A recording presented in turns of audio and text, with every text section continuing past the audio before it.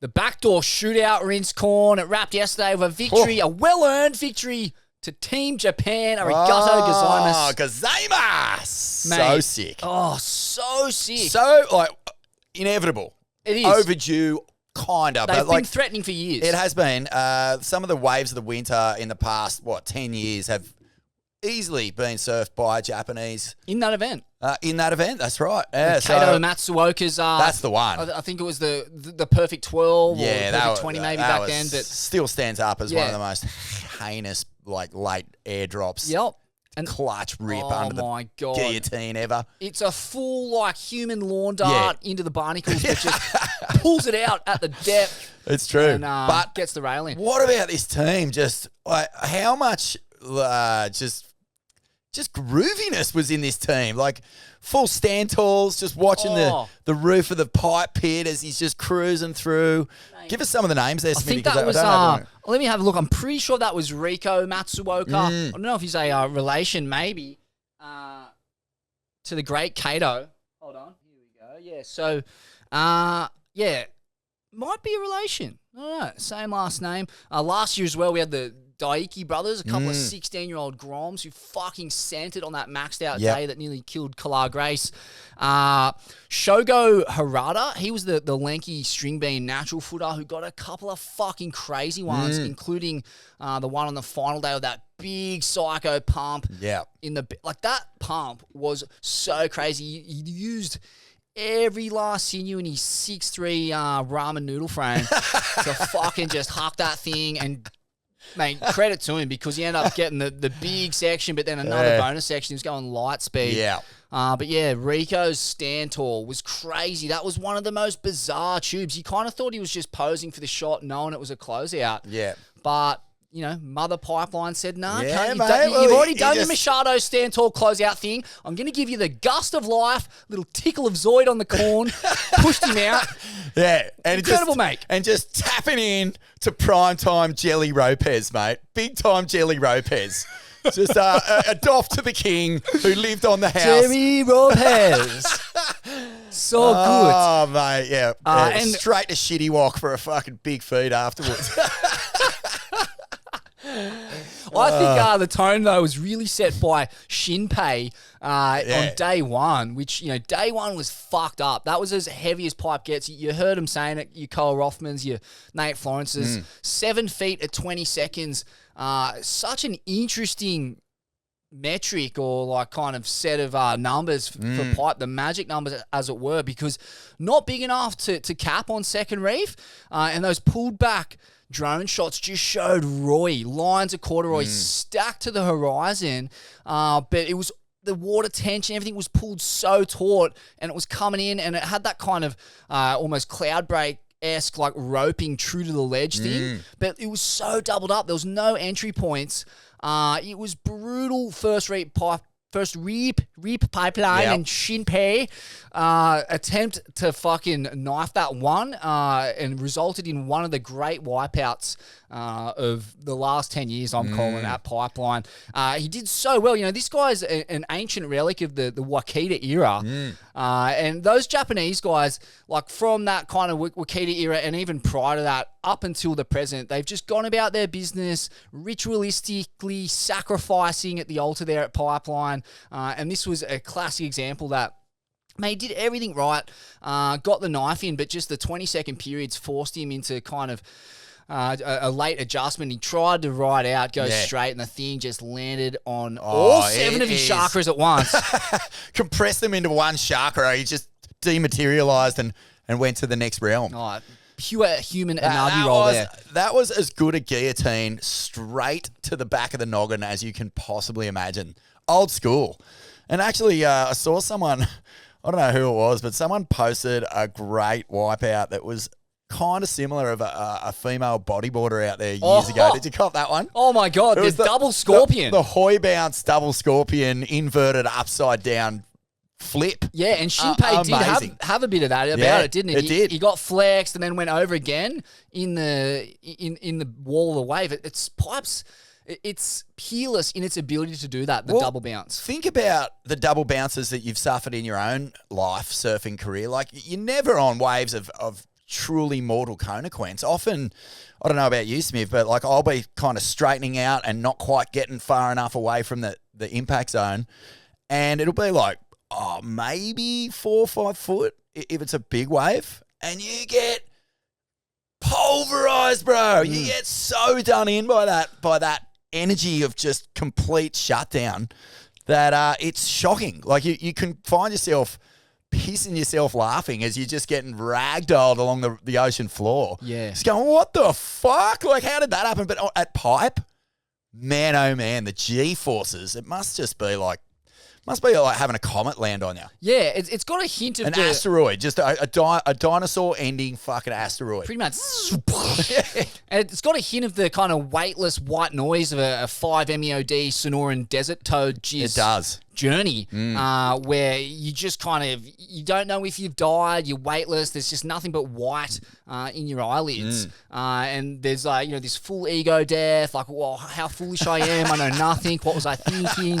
I'm 45 years old, I'm Japanese, I'm running a restaurant back in the Chiba prefecture, should I be sending it at the backdoor shootout, all those kind of thoughts, and then you come good, and you're like, oh, I'm sweet. Deeply humbled, yes. Bit sweet.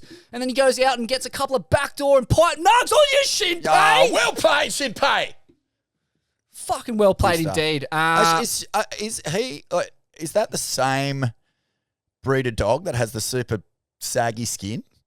Pretty sure they're called Shinpei. Yeah, pretty sure they were named after the great Shinpei Tube Warrior. That's what happened to his skeleton. It got completely pulverized, but his skin was still there, so he just looked like a saggy, wet dog. Yeah, and they just got the pegs on the back of his head, pulled it all back, sent him straight back out there, put the gaff on top of the pegs, and he was sweet. But, a few other highlights, mate. Like, it's heavy when Nate Florence can't get into a wave out there. He's pin dropping out of lips. Parker Coffin got this fucking crazy double up. It was actually one of the few... It was a bit of a glitch cone, It had like this kind of little chip. It reminded me of Voodoo a little bit, I guess, where there's like a little boil to get in on, and then he just kind of put the pie in the oven and watched this thing just chamber off in front of him. He then packed a fucking ultra square one, snapped his board, nearly died moments later. Shit. It was just... It was as perfect as you'll ever see Pipe, but deadly perfect. Jamie O'Brien pulling back on wave of the winter kind of shit, just because like there's no entry. It's an amazing wave, but I've never seen it like that, where it's that true to the ledge, where the metrics match up that perfectly with the maximum capacity that Pipe First Reef can hold. And really not, despite the perfect nature, it was Banzai-like, but Banzai is the name they give to it when it's like it's been so manicured by the hand of God that it's just a fucking not a drop out of place. It had that appearance, and yet was almost unsurfable at times. So many empties going through. Yeah. Fucking insane. Yeah, it had a whiff of that swell that did Owen in duck diving and the Ev Geiselman wipeout, where Andre Botha pulled him out of the shory, the churning shory unconscious. Had that same sort of just death energy about it.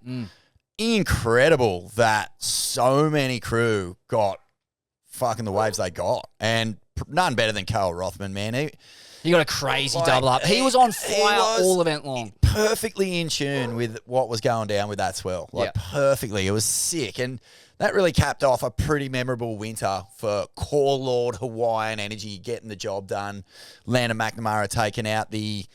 Eddie, obviously, and then Nate Florence getting the Pipe Masters victory. Yeah, they've dominated. So, what does this mean for the CT? I mean, is the WSL going to turn up and just get that weird sort of day after the swell, murky water? There's all that brown froth just lurking around, just Zoid jizz everywhere. Or are we going to see one of the all-time great Bong Pipe Pro comps?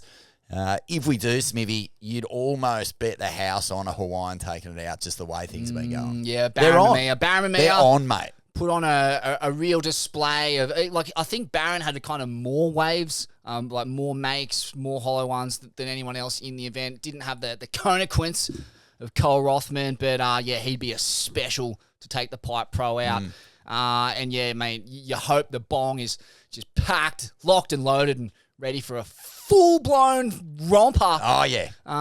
When the Pipe Pro comes around pretty soon. But, yeah, mate, I think just to touch on a couple of the other crazy things that we saw from the backdoor shootout. Day 2, 18 feet at 17 seconds, and they sent him out there, the maniacs. It was fucking humongous second reef pipe.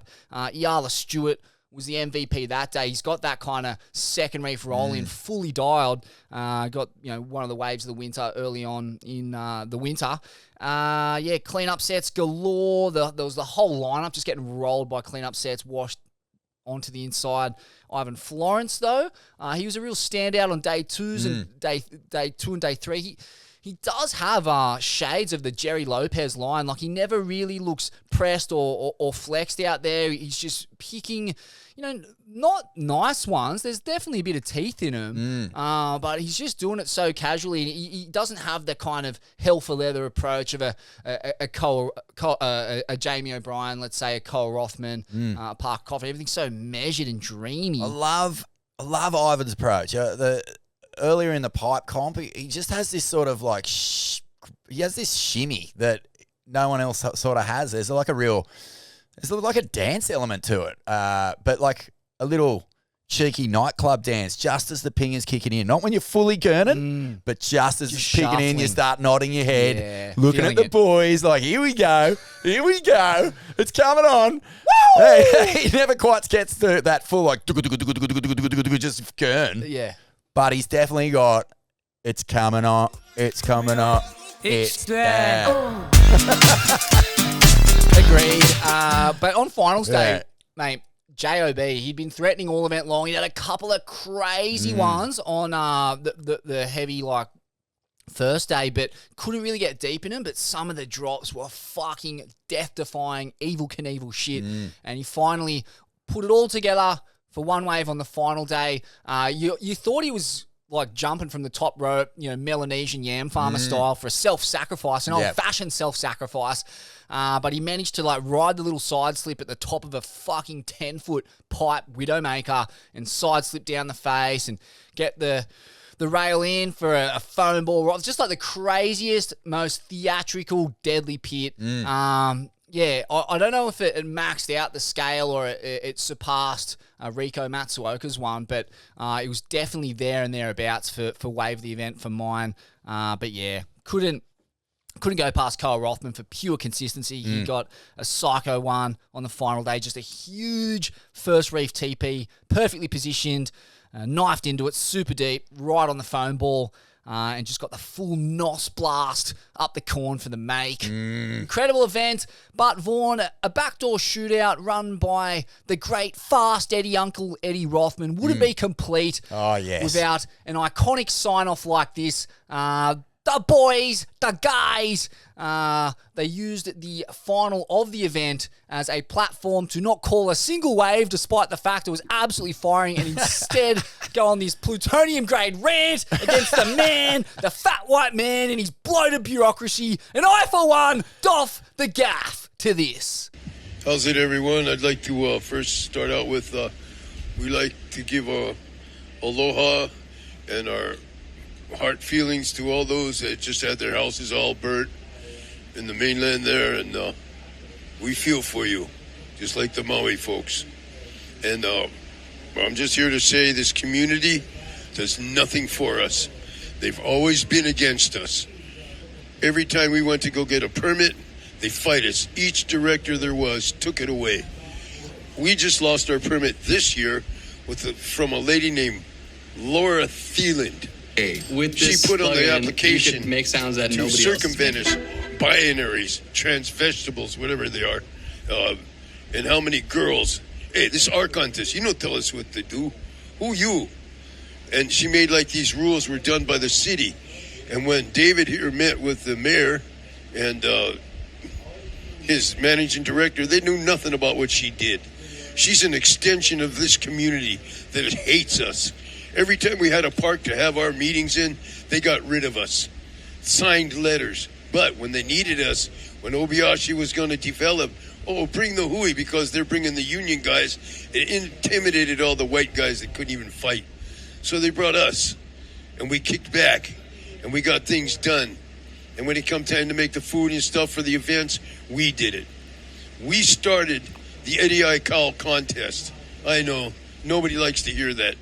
Me and Pops Aikau started it. And not once have I, myself, been invited to a meeting about it in all these years. We started the backdoor shootout because every time they came over here to do their contest, they invite everybody from around the world and maybe 2 local guys. That's it. We got tired of it. Our guys sitting on the beach. Well, it changed, but it wasn't easy, and it's still to this day not. Every time we go to get our permit, they buck us. We were number 4. It's in this contest is dedicated to Dukahanimoku. You think they give a rat's ass about it? No, not even. They still don't want us. There's too many brown people for them. And I tell you what, I'm white, but they don't like me either. This place, this community here of Sunset Beach is not friendly to the local people. There's maybe 5 families, a Hui, Ho'opili, what the other ones? Yeah, that couple other ones. Well, you're supposed to write them down. What the name? Kalulus. Vaivioles. There's not many. And everything, they got the Sunset Beach Board Association, whatever they call themselves. Frank Foster, Hawaiian. They put a lien against his house because he had in his yard a little stand for Thai food and another little stand for coffee called the shack. What do they call that thing? Sunrise Shack. They couldn't stand it. They got all the tables and chairs taken out of the Sunrise Shack and put a lien. I believe, I would hate to think it was Blake McElhaney who put the lien against Foster's house. A Hawaiian, making a little cash, few $1,000 a month. And they got the Thai wagon gonged out of there because you can't do this. They whined about every frickin' thing on the North Shore. You can't do this. You can't do that. Who are you people? Where the hell do you come from? I'd sure like to send you back, and not nicely. And that's, if I offended anybody, good. I don't care. This place that we live in out here is a fight for us to do this contest every year. We started this thing, and they hate it. They hate it. And they're always trying to take our permit. Always, for any kind of reason. I mean, go figure. Did I leave anything out? Okay, well, I'd like to say aloha to all you folks out there in the world and to this community association that's always trying to get rid of the local people. I guess it's not edited, huh? Yeah, this is live, Eddie. Yeah, oh, well. Live. Hey, this is just sign language. Yeah. It's just my fingers are a little broken, that's all. Yeah. Okay, well, you folks have a good time out there. And like I said, aloha to all the families out there that are in trouble and goods are being sent to you. And, you know, we just got to get rid of people like our Governor Green. What a clown. Hey, clown. C-L-O-O-W, and I don't spell good. That's a clown. We got clowns here. And it's time to change this place. It's time to change Hawaii. Get the local people coming back, not exiting every day because they can't pay $5,000 rent every month. Anyway, if I sound bitter or nasty, good. Okay. I'd like to say aloha, though, to all those nice people out there. See you, folks. Thanks for letting us come up here. And aloha. And our contest is a success again, and they hate that. They just hate it. And you think I'm kidding? I'm not kidding. The president of the association signed this letter, how disgusting it was to have us over there. Then we moved to VLAN, and okay, the city or whatever, they're okay. We started cleaning it up, making it nice for years, and they kick us out of there too. Everywhere we've been, the first place down by the bungalows down there, they kick us out. Right. They do not like the local people here on the North Shore, and especially in Hawaii. You know, it's like, call the cop, get the phone, do this, do that. You know, they got no respect. None. Zero. And we got none for you. We want you to know that. We don't like you. More than you don't like us, probably. Anyway, Have a good time. You'd hate to think that the same person that tried to change that was the person who actually denied us the permit to get there. Human incompetence. Yeah. Oh, and when we did win our court case before, I think it was Mayor Harris. If I'm not mistaken, I think it was Mayor Harris came out and took our permit anyway. You know, that's how it is here.